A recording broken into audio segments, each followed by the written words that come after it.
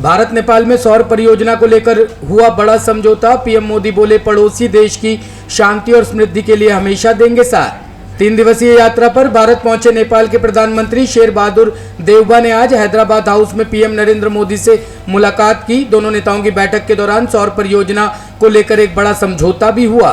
बैठक के दौरान पीएम मोदी ने कहा, हमने नेपाल की जल विद्युत विकास परियोजनाओं में भारतीय कंपनी की अधिक भागीदारी पर भी सहमति व्यक्त की है। अब नेपाल अंतर्राष्ट्रीय सौर गठबंधन का सदस्य बन गया है। शेर बहादुर देउबा जी, डिस्टिंग्विश्ड डेलीगेट्स, मीडिया के साथी, नमस्कार। प्रधानमंत्री देउबा जी का भारत में स्वागत करते हुए मुझे बहुत प्रसन्नता हो रही है। आज भारतीय नववर्ष और नवरात्रि के पवित्र अवसर पर देउबा जी का शुभ आगमन हुआ है। मैं उनको और भारत और नेपाल के सभी नागरिकों को नवरात्र की बहुत बहुत शुभकामनाएं देता हूं।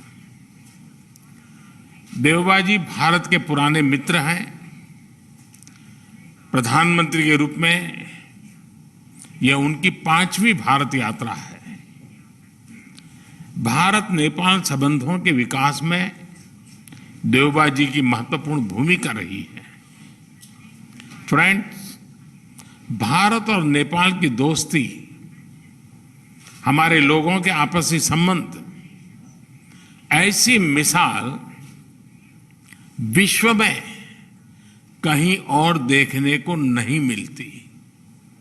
हमारी सभ्यता, हमारी संस्कृति, हमारे आदान प्रदान के धागे प्राचीन काल से जुड़े हुए हैं। अनादि काल से हम एक दूसरे के सुख दुख के साथी रहे हैं। हमारी पार्टनरशिप के आधार, उस आधार में हमारे लोगों के आपसी संबंध, उनके बीच आदान प्रदान है। ये हमारे संबंधों को ऊर्जा देते हैं, संबल देते हैं। और नेपाल के संबंध में भारत की नीतियां, हमारे प्रयास इसी आत्मीयता की भावना से प्रेरित रहते हैं। हथियारों के लिए दूसरों के भरोसे नहीं रह सकता भारत, बनना होगा आत्मनिर्भर, बोले राजनाथ सिंह। रक्षा मंत्री राजनाथ सिंह ने हैदराबाद में चेतक हेलीकॉप्टरों के डायमंड जुबली के मौके पर आयोजित समारोह को संबोधित किया। उन्होंने कहा कि पिछले कुछ वर्षों की घटनाओं को देखते हुए हमारी सरकार ने डिफेंस प्रोडक्शन में आत्मनिर्भरता पर बल दिया है। अतीत में हम डिफेंस प्रोडक्शन के क्षेत्र में अपेक्षित गति से आगे नहीं बढ़ पाए। रक्षा मंत्री ने आगे कहा कि हमें रक्षा के क्षेत्र में अपने कंधों को मजबूत करना होगा।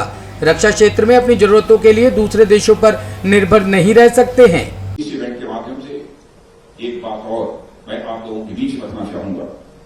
जब भी कोई देश अपनी रक्षा के लिए युद्ध लड़ता है तो उस युद्ध में केवल उस देश की सेनाएं हिस्सा नहीं लेती, केवल उस देश की सेनाएं हिस्सा नहीं लेती, बल्कि पूरा वह देश ही युद्ध लड़ता है।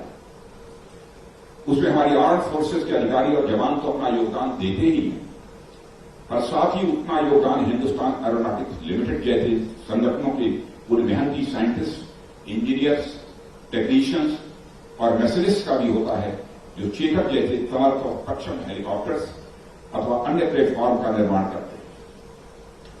इसी के साथ हजारों लाखों की संख्या में एमएसएमई से जुड़े उन एम्प्लॉई और वर्कर्स का भी बहुत बड़ा कंट्रीब्यूशन होता है, जो इन प्रोजेक्ट्स को पार्ट्स सप्लाई करते हैं। यानी राष्ट्र रक्षा का जब महायज्ञ होता है तो उसमें किसी एक की ही आहुति नहीं पड़ती है, बल्कि इनडायरेक्ट रूप से पूरे देश की पूरा देश अपनी आहुति देता है।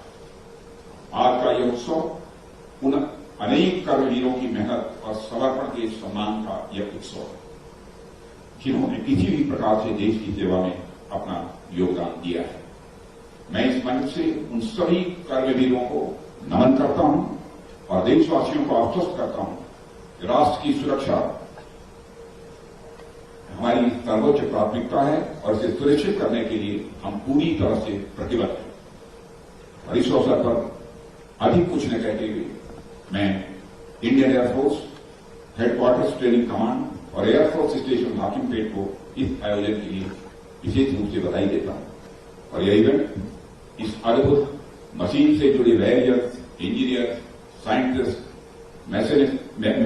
मैकेनिस्ट, लेबर्स और अन्य सभी के शौर्य, त्याग और समर्पण को याद भी करता हूं। इससे अधिक कुछ न कहते हुए इस कॉन्क्लेव की सफलता की मैं शुभकामनाएं भी देता हूं और इसी के साथ अपना निवेदन समाप्त करते हुए यह भी कहना चाहूंगा कि नवरात्रि, जिसे कि यहां पर उगाड़ी कहते हैं, आज वह दिन है और इस नवरात्र की, उगाड़ी की मैं आप सभी को अपनी तरफ से हार्दिक शुभकामनाएं देते हुए अपना निवेदन समाप्त करता हूं। देश में आज दिखाई देगा रमजान का चांद, कल होगा पहला रोजा।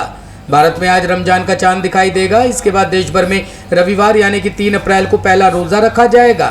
लखनऊ ईदगाह के इमाम मौलाना खालिद रशीद फरंगी महली ने खुद इस बात की जानकारी दी है। उन्होंने कहा कि रमजान पर 2 साल बाद हम लोग आज़ादी की तरह खुशियां मनाएंगे। लोगों ने कोविड-19 के चलते 2 साल तक रमजान खुद खुलकर सेलिब्रेट नहीं किया था। मौलाना ने बताया कि इस्लामिक सेंटर ऑफ इंडिया और प्रशासन के बीच एक मीटिंग भी हुई है, जिसमें तमाम जगहों पर साफ सफाई के बंदोबस्त की बात कही गई। गर्मी ज़्यादा होने की वजह से पानी के इंतजाम पर भी जोर दिया जा रहा है। आपको बता दें कि रमजान के पाक महीने में लोग अल्लाह की इबादत करते हैं और बिना कुछ खाए पिए रोजा रखते हैं। रमजान को इस्लामी कैलेंडर का 9वां महीना माना जाता है। श्रीलंका में आपातकाल की घोषणा के बाद आज से 36 घंटे के लॉकडाउन का ऐलान।